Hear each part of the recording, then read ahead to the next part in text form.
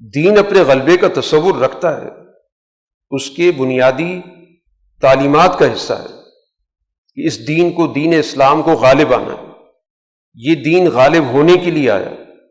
لیکن اس غلبے کا مطلب کیا ہے؟ اس غلبے کا مطلب جو بنیادی اساسیات ہیں، بنیادیں ہیں جس پر سوسائٹی کھڑی ہوتی ہے، عدل ہے، سوسائٹی کے اندر تمام افراد کو حقوق حاصل ہو، تمام افراد انسانی کو ایک پرامن ماحول کے اندر اپنی صلاحیتوں کو بہتر طریقے سے استعمال کرنے کا موقع حاصل ہو۔ یہ اقدار اگر غالب ہوں گی تو دین غالب ہوگا۔ دین کے غلبے کا مطلب اس کی اعلی اقدار کا غلبہ ہے کہ اس معاشرے میں عدل غالب ہو، اس معاشرے کے اندر ظلم کا خاتمہ ہو، اس معاشرے کے اندر امن کا ماحول ہو، اس معاشرے میں بد امنی انتشار نہ ہو، اس سوسائٹی میں قدرتی وسائل جو اللہ نے پیدا کیے اس سے استفادے کا حق تمام افراد کو حاصل ہو، کسی کا ان وسائل پر قبضہ نہ ہو، معاشرے میں انسانوں کی قدر و قیمت ان کے اخلاق اور کردار سے متعین ہو، ان کے قبیلے، ان کے عقیدے کی بنیاد پر معاملات کو طے نہ کیا جائے۔ یہ بنیادی اقدار جب غالب ہوتی، یہ ہے دین کا غلبہ۔ دین کا غلبہ کسی گروہ کے غلبے کا نام نہیں ہوتا کہ کوئی گروہ غالب آ کر حکومت کرنے لگ جائے، کہا جائے کہ یہ دین غالب ہو گیا۔ دین کے غلبے کا قطعاً یہ کبھی تصور نہیں رہا۔ اگر عدل کی، معاشرے کے اندر وسائل کی منصفانہ تقسیم کی، تمام افراد انسانیت کو پرامن ماحول دینے کی، اعلیٰ اخلاق اقدار کے غلبے کی نوعیت موجود ہے تو دین غالب ہے۔ تو دین کے غلبے کا تصور گروہی غلبے سے الگ ہے۔ گروہی غلبے جب پیدا ہوتے ہیں تو سوسائٹی میں جنگ ہوتی ہے، افراتفری پھیلتی ہے، طبقات پیدا ہوتے ہیں، گروہ پیدا ہوتے ہیں، مسلک پیدا ہوتے ہیں، وہ معاشرہ تنازعات کا ہوتا ہے، اور پھر اسی بنیاد پر معاشرے تقسیم ہو جاتے ہیں۔ آج جو معاشرے تقسیم ہے اس کی اساس کوئی انسانی اصول نہیں ہے، اس کی بنیاد صرف اور صرف دھونس اور دھاندلی ہے۔ آج دنیا کے اندر جتنی بھی ملک، جن کو آپ ملک کہتے ہیں، جن کے جغرافیے بنے ہوئے، یہ کس بنیاد پہ بنے؟ کسی اصول پر نہیں بنے کہ کوئی اس کا اصول ہمارے سامنے بتایا جائے کہ اس بنیاد پر یہ ملک بنایا گیا۔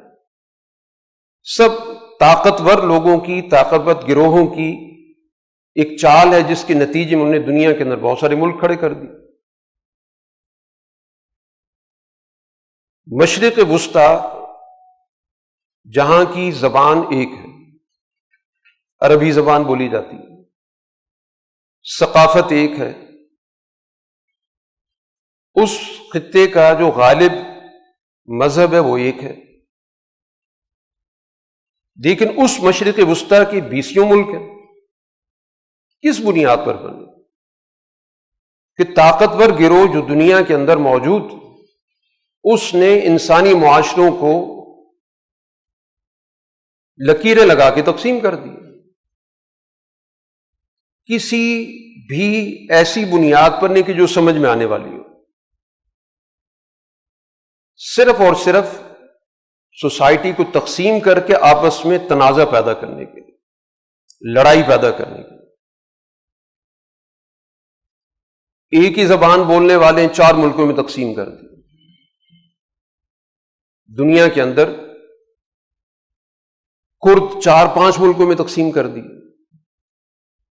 کس بنیاد پہ تقسیم کیے گئے؟ صرف تنازع پیدا کرنے کے لیے کہ 4-5 ملک آپس میں لڑتے ہیں، ان کی سرحدیں غیر محفوظ رہیں، ایک دوسرے کو مغلوب کرنے کے لیے، فتح کرنے کے لیے الجھتے رہیں۔ آپ اپنے اس خطے کا دیکھ لیں کہ سن 1947 میں کس بنیاد پہ لکیر کھینچی گئی؟ کہنے کو تو کہا گیا کہ مسلمان اور ہندو کی تقسیم ہوئی، کیا واقعتاً ایسا ہی ہوا؟ کہ یہ مسلم ہندو کی تقسیم کا کیا فارمولہ ہوگا؟ کیا کسی ایک صوبے کے اندر مسلمانوں کی اکثریت ہوگی تو وہ ایک طرف چلا جائے گا، یا ہندو کی اکثریت ہوگی تو دوسری طرف چلا جائے گا، یا ایک ضلع کے اندر مسلمانوں کی اکثریت ہوگی تو وہ ایک طرف جائے گا، ہندو اکثریت ہوگی تو دوسری طرف جائے گا؟ ایک تحصیل کی بنیاد پر فیصلہ ہوگا۔ اب آپ دیکھ لیں کہ اگر اس طرح تقسیم کا عمل ہو تو پھر تو ایک آبادی کے اندر بھی ہندو بھی موجود ہیں، مسلم بھی موجود ہیں، ایک گاؤں کے اندر بھی یہ تقسیم موجود ہے۔ تو وہ جو ترچھی لکیر کھینچ دی گئی، میز پہ بیٹھ کے ایک لکیر کھینچ دی گئی، مقصد کیا تھا کہ ایک ایسا جھگڑا پیدا کر دیا جائے کہ جس میں یہ علاقہ مستقل ایک دوسرے کے ساتھ الجھتا رہے۔ ہندو مسلم بنیاد پر بھی تقسیم کا فارمولہ اگر بنانا بھی تھا تو اس کے کئی طریقے اور بن سکتے تھے، مقصد جھگڑا پیدا کرنا تھا، تنازع پیدا کرنا تھا۔